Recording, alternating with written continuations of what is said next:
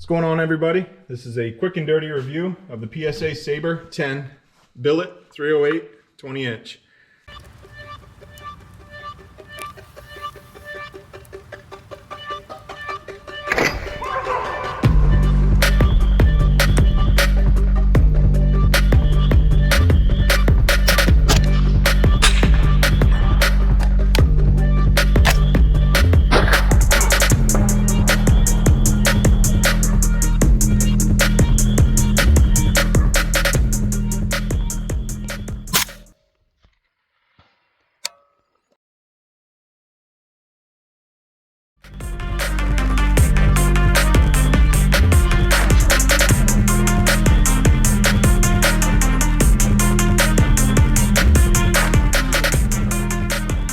Yep, got my shop shirt on.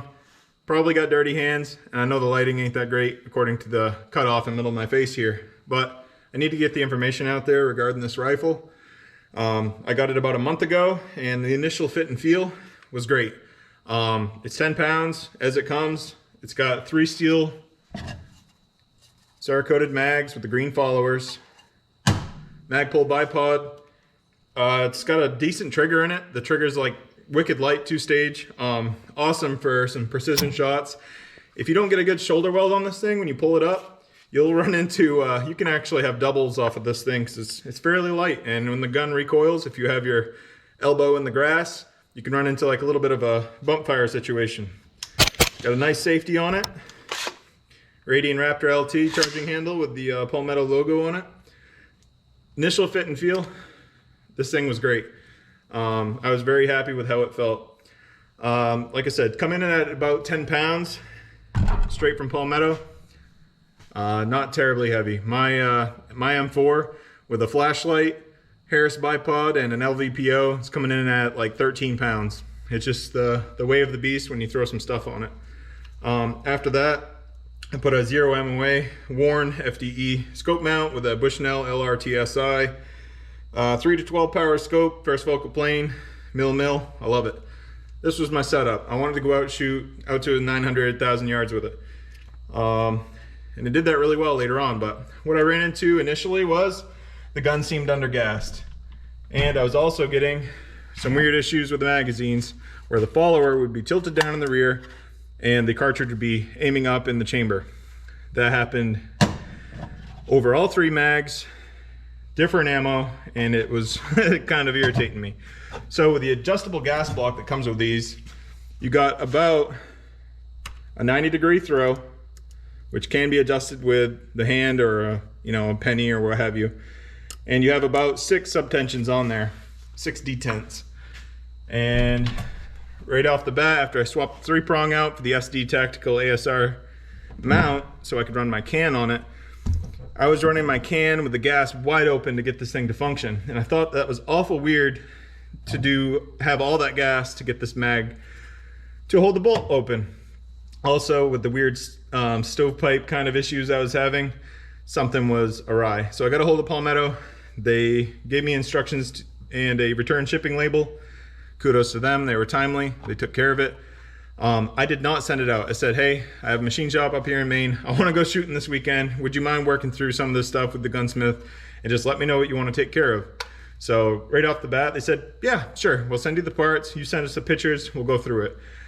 Took the bolt carrier completely apart, right down to the bare components. Sent all the pictures in. Everything looked great. They had me pull the handguard, gas block off the front, and measure the barrel port as well as the gas block port. 2 set screws on the bottom of the gas block and a pin to knock out, and I was in there. It measured 0.098 inches. I sent that in. 0.120 on the gas block. From there they said open up the barrel port to 0.100. I did that, checked it with a gauge pin, deburred, made sure I didn't go through and hit the rifling. It was great. That took care of the undergassed issue. So now I can run it fully closed with my suppressor.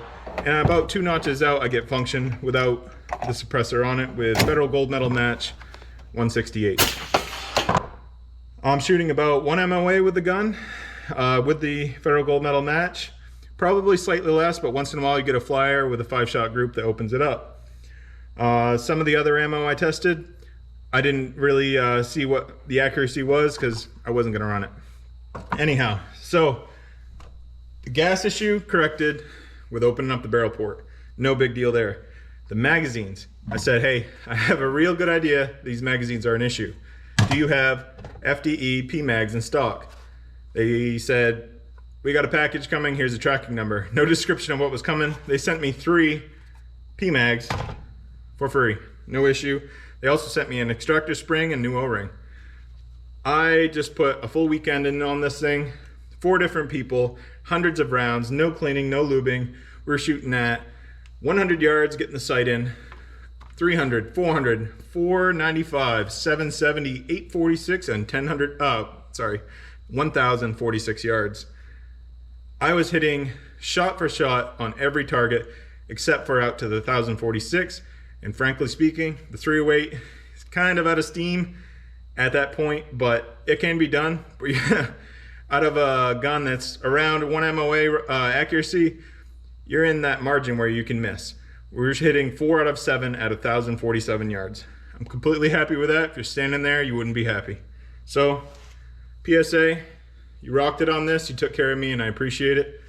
I like the gun. She's 16 pounds as configured. It's actually a lightweight compared to my other precision rifles.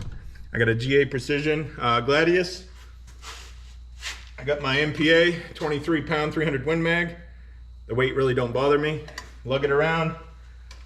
Weight's your friend with recoil. So that 308 rifle, A1. PSA, you nailed it.